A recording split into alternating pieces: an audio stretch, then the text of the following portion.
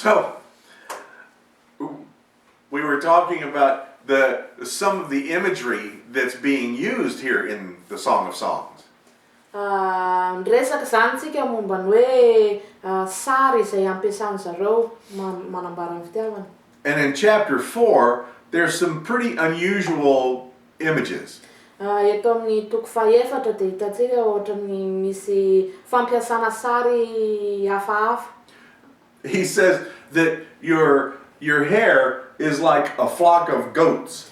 Ohatra zao miteny izy hoe ny volonao dia tahaka ny andiana ondry That are coming down the slopes of Mount Gilead. izay midina avy amin'ny tendrombohitra Gilead. And your teeth are like a flock of sheep that have just come up from a fresh washing. Ary ny nifinao dia tahaka ny andian'ondry avy amin'ny vao mivoaka avy any amin'ny fanasana azy. And he says that your cheeks are like pomegranates cut in half. Ary ny takolakao dia tahaka ny pomegranate izay antsilahana roa. And the woman is probably going, what? Ary le vehivavy dia mety ngamba mety teny hoe inona koa zany. So that section is probably one of those teasing poems. Ka ity section ty partie section fahaefatra ty zany mety ohatrany hoe partie an'le hoe mananiany fananiany. Sometimes, sadly, we're afraid to laugh at things in the Bible. Ndraindray tsika dia matahotra ny miome amin'ny zavatra atao amin'ny Baiboly. We think everything is so serious. Raisitsika hoe sérieux daholo ny zavatra atao raisitsika ho sérieux be daholo zany. But if humans have a sense of humor, then certainly the Bible has a sense of humor. Fa raha ohatra tsika ka manana sens de l'humour dia mazava ho azy koa fa ny atao amin'ny Baiboly koa dia manana sens de l'humour. So I have a feeling that the woman was laughing when he said that her hair was like goats. Ka zaho aloha dia mieritreritra va tena nomeme ty vehivavy ity rehefa niteny azy le lehilahy hoe ny volonao dia tahaka ny andian'ondry. And she probably laughed and told him he could do better than that. Mety nome ihany koa izy ary niteny tamin'le bando hoe zany ihany hoe mba hainao lazaina. So let's look at the order of the book. Ndeha ara jerentsika ny ordre-ny boky. We talked about the superscription before. Nresakitsika momba n'ilay titre kely eo amin'ilay ambanin'ilay toko. And the superscription which is verse 1 of chapter 1, was added later. Ity titre kely eto amin'ny toko voalohany andiny voalohany ity dia taty aoriana vao nampiana. In fact, it may have been the very last thing to be added to the collection. En effet, mety io indrindra ara no zavatra nampiana farany taty rehefa tena voasoratra daholo ny boky io ny farany napetraka tao. And so then the introduction is in chapter 1, verses 1 through 6. Verses 2 through 6. Sorry, 2 through 6. Ka ny introduction zany dia ny toko voalohany andiny faharoa ka hatramin'ny fahaenina. And it opens with a kiss. Ary misokatra amin'ny oroka. It's a nice way to start. Fomba tsara hanombohana. And the story is introduced by the woman saying how much she wants and desires the man. Ary ny fanombohany tantara dia manomboka amin'ilay vehivavy izay tena maniry midésiré ny ilay rangahy. And she refers to him in verse 4 as the king. Eo amin'ny andininy fahaefatra izy dia manambara hoe ito bandy ito dia mpanjakana. But he's not talking about Solomon. Fa tsy miresaka momba ny Solomona izy akory. Talking about the shepherd boy that she thinks of as a king. Fa kosa manambara ny ity bandy mpiandrondro ity izay tiany ho eritreretina hoe mpanjaka. She then beginning in verse 7 is the beginning of the dialogue between the man and the woman. Manomboka eo amin'ny andinin'ny fahafito ny dialoga entre an'ireto mpifankatia reto. And this will go back and forth between them until chapter 2, verse 7.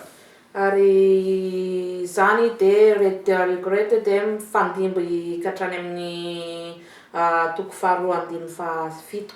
It's the two of them discussing with each other. Dialogue entre an'izy roa. And she says that, that she desires him, and then he tells her that she's beautiful. Le vavy de miteny hoe za maniry anao, le rangahy miteny hoe ianao de tsara tarehy. In fact, he tells her that she is more beautiful than all the women around her. En effet miteny izy hoe ianao de vehivavy tsara tarehy amin'ny vehivavy rehetra. And then she is telling the daughters of Jerusalem to leave him alone. Ary le vehivavy de miteny amin'ny zanakavavin'i Jerosalema hoe avelaonareo rery io lehilahy tiky io. And then it's like he's taking a nap. He's gone to sleep in verse 7. Eo amin'ny andininy fahafito de hitantsika fa manao la siesta le bandy. And then she starts to remember. For the next 9 verses, it's like while he's sleeping, she's remembering certain events. Pendant que le rangahy zany maka siesta de mitamberina mahatsiaro ilay vehivavy ny what does she remember? She remembers the earlier events of their love. Mahatsiaro mitamberina am'ilay vehivavy ny fifankatiavany zareo teo aloha. She could see him on the wall of their farm. Hita ny sarin'ilay bandy amin'ny rindrina. And she could remember him looking through the windows. Tadidiny ilay lehilahy mitsikilo eo am-baraverakely. And then in verse 16, she says, "He is mine and I am his." Ary tadidiny koa fa eo amin'ny andininy fahaenina ambin'ny folo izy miteny hoe ainy malalako ary za any malalako. That he's a shepherd boy, but he's my king. Mpiandrondra izy fa kosa mpanjakako.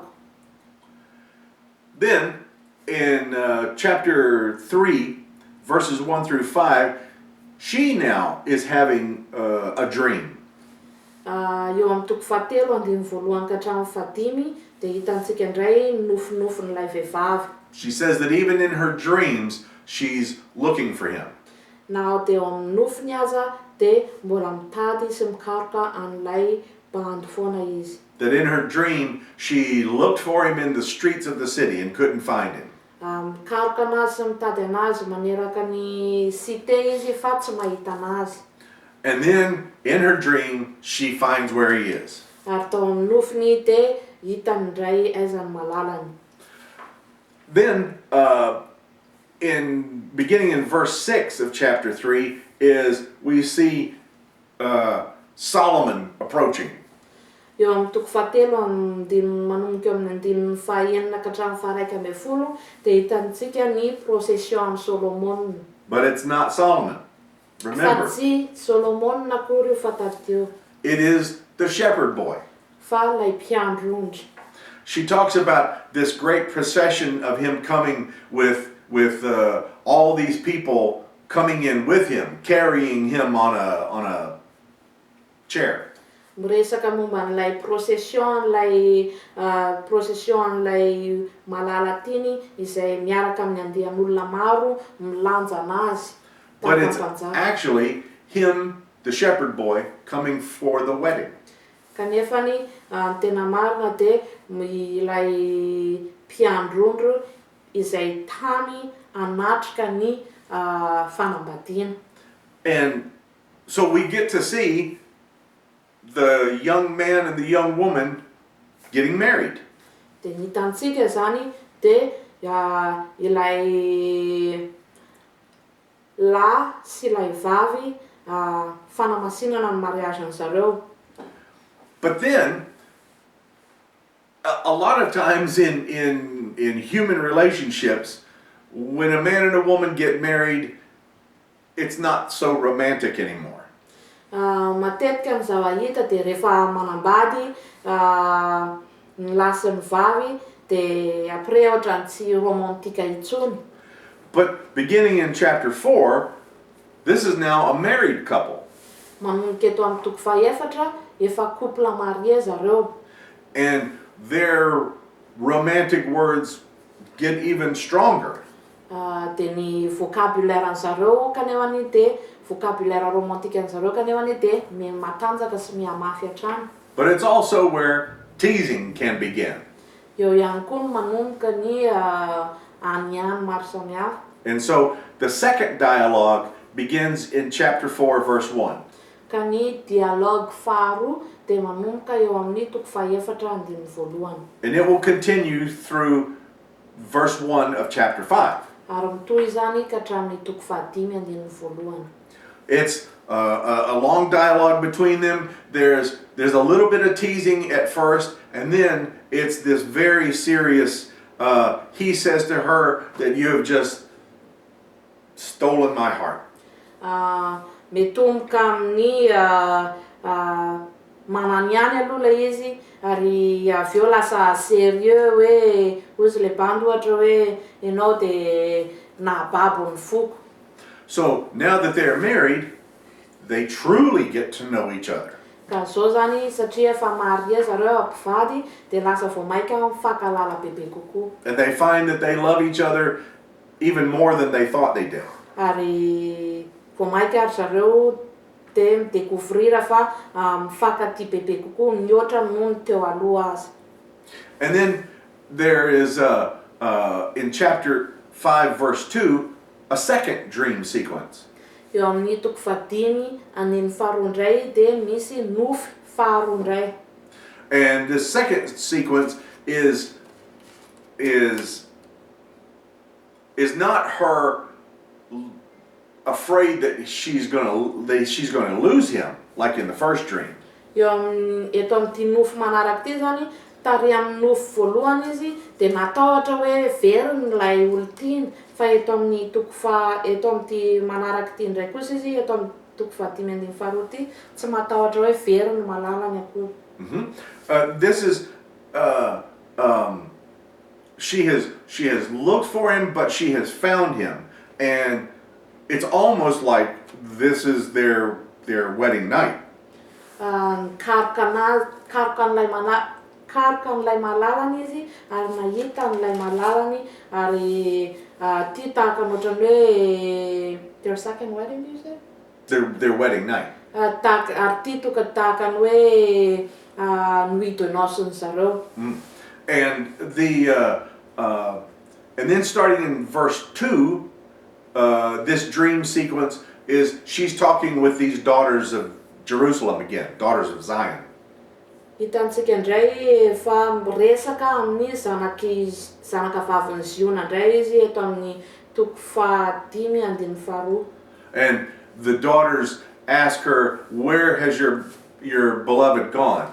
Well, he's gone off to take care of business. Manontany ny zanaka vavin'ny Ziona hoe nakaiza ilay malalanao ary ilay vehivavy de mamaly hoe lasa karakara ny asany izy. The first dream, she loses him and can't find him, and it kind of shows that she's afraid of losing him in real life.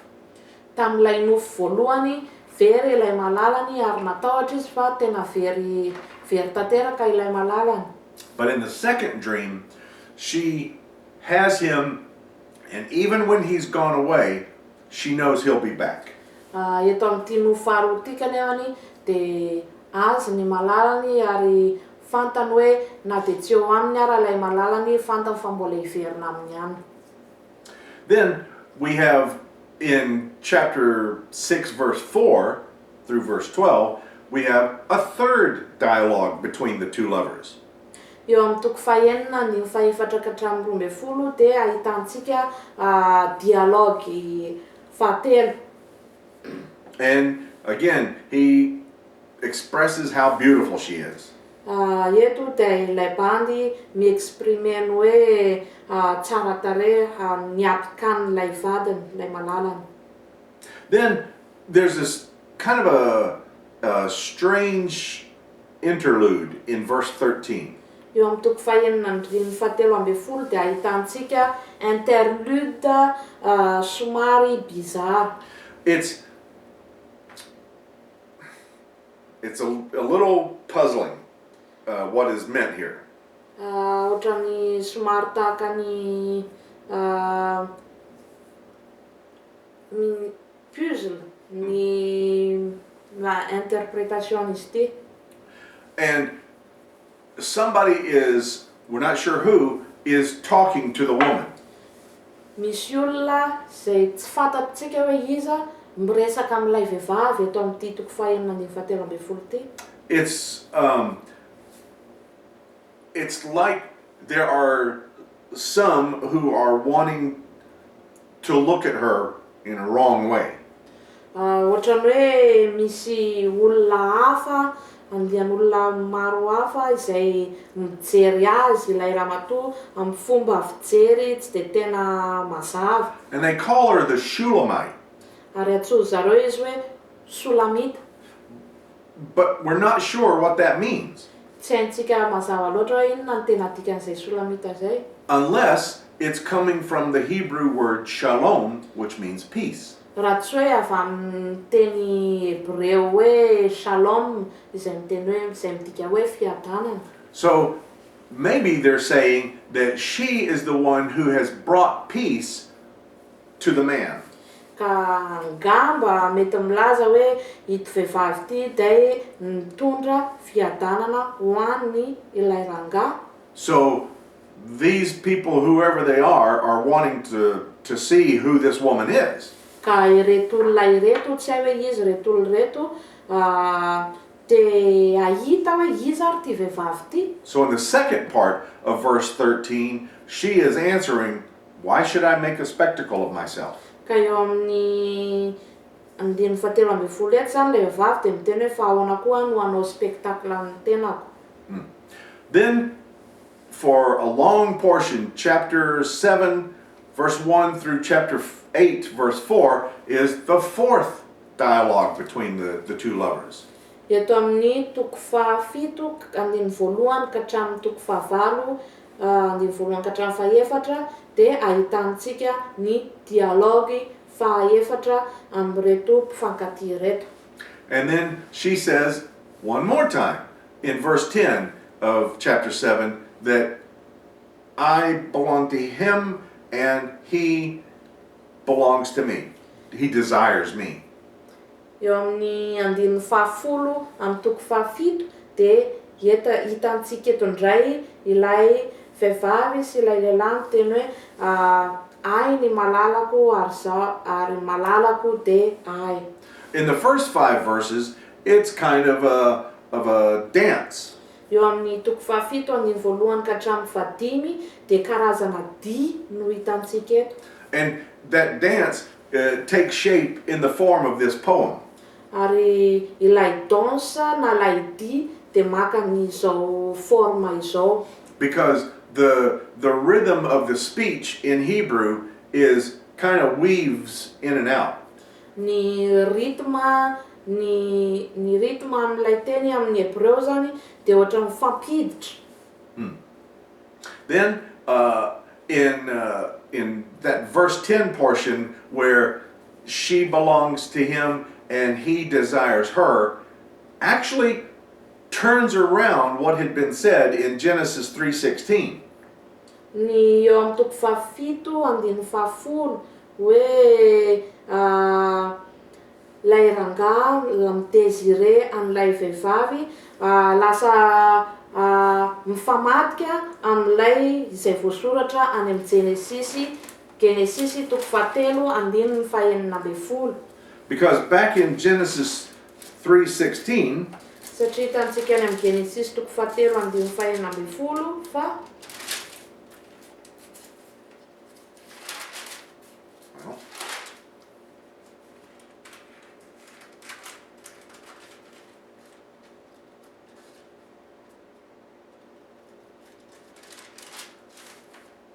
it says, to the woman, he said, God said, I will greatly increase your pangs in childbearing. In pain you shall bring forth children, but your desire shall be for your husband, and he shall rule over you. Eo amin'ny Genesis toko fahatelo andiny fahaenina ambin'ny folo, raha manana baiboly ianareo dia mba sokafy azafady, fa eo zany raha dikako amin'ny eto fotsiny dia hoe ilay vehivavy lasa anana ny désirany dia ho an'ny vadiny, ary ilay rangahy dia rule over her. Lasa manana dominance aminazy vehivavy. But in the Song of Songs, yes, she still looks at him as a king, but he desires her. Kanefa ny hitantsika eto amin'ity tononkena Solomon eto indray, eny fa izy mbola midésiré ny vadiny sy ohatrany hoe mpanjaka ilay vadiny, fa eto kosa ilay vadiny ilay malalany dia midésiré azy. But in so this is almost like I said earlier, that things are becoming equal between them. Ka tahaka ny lazaiko teo aloha zany tetsy am-piandohana, lasa misy égalité entre ny lahy sy ny vavy. But beginning in chapter 8, verse 5, is kind of there additions made to the story. Ny manomboka amin'ny toko fahavalo andiny fahadimy ito indray dia addition napina taty aoriana. It has the same flavor as the whole book. Mitovy tsirony amin'ny ilay boky iray manontolo ihany izy ity. But if you remember when we talked about the book of Proverbs, we talked about sentence wisdom. Fa raha tadidinareo dia tamin'ny jery bokyny ohabolana isika dia niresaka momba ny phrase pahendrena. And that's how the book ends, with this sentence wisdom. Ka zany no fiafarany toy izay ny fiafarany ty tantara ity, miafara amin'ny phrase pahendrena, teny pahendrena. So sometimes we try to read this as a complete unit. Ka ndraindray tsika mamaky an'izy ity tahaka ny hoe unité complet. And we try to make sense of a connection between all these verses. Ka iverintsika misy connexion amin'ny verset tsirairay ka hatrany amin'ny farany. But we should look at it a verse at a time. Kanefa tsy izay zany tokony fijery azy fa verset par verset. Verse 5 has nothing to do with verse 6. Verset 5 tsisy idirany amin'ny verset 6. Verse 7 has nothing to do with verse 8. Verset 7 tsisy idirany amin'ny verset 8. And so there is then another strange little thing that happens in verse 8. Eto amin'ny verset 8 misy zavatra étrange amin'izay indray. And it's this woman, she's talking about her brothers who they've got plans for her. Eto amin'ny andininy fahavalo eto dia miresaka momba ny anadahiny ilay vehivavy, anadahiny izay manana plan hafa ho azy. And this is the only section that belongs together, verses 8 through 12. Io andininy fahavalo ka hatramin'ny faharoa ambin'ny folo io, reo ihany ny section zany afaka jerena mitambatra. And the older brothers are making plans for her in the first two, in verse 8 and verse 9. Eo amin'ny andininy fahavalo ka hatramin'ny fahasivy dia manao plan ho an'ny fiainany ny anadahiny. And then, beginning in verse 10, she talks about that she's a mature woman and she can make decisions for herself. Ary manomboka eo amin'ny andininy fahasivy dia miteny ilay vehivavy hoe izy zany efa mature, efa matotra ka afaka manao ny décision manokana. That her body is hers to do with as she wants to. Azy ny vatany ka manana droit izy anaovany amin'ny vatany izay tiany anaovana azy. And she chooses to give herself to Solomon the shepherd boy.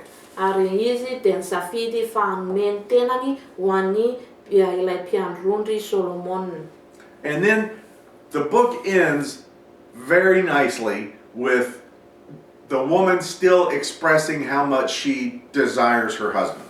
Ary ny fiafaran'ilay boky dia mifara tsara amin'ilay vehivavy mbola manana desira ho an'ny vadiny. In verse 13, she just wants to hear his voice. Eo amin'ny verset 17 dia juste te haino ny feon'ny vadiny izy. And in verse 14, the final verse, she tells him once more, "Run to me." Ary eo amin'ny verset 14 dia mamerina indray izy hoe miazaka za ty amiko ianao. As strong as their love was in the beginning, now that they're married, their love is even greater. Na dia mafy aza ny fifankatiavan zareo talohan'ny fanambadiny, zao dia efa manambady zareo vao maika ara me matanjaka sy me mafy ny fifankatiavan'izy roa. What I like about the book is that through it all, they just want to be together. Ny tiako amin'ity boky ity dia ny hoe à travers ny zavatra rehetra dia te hiaraka sy ray foana hitambatra izy roa. You can make out of the book whatever you want. Afaka omenao interpretation izay tianao ianao. If you want to interpret it as Christ's love for the church or God's love for the people of Israel, you can do that.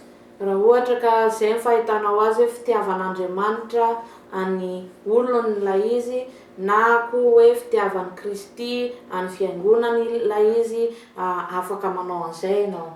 But you should say that this is an example of what that love may look like. Fa ny zavatra tokony ho ambaranao kosa dia ny hoe izao ny exemple, ity dia exemple ny izany fitiavana izany ary tahaka izao ilay fitiavana.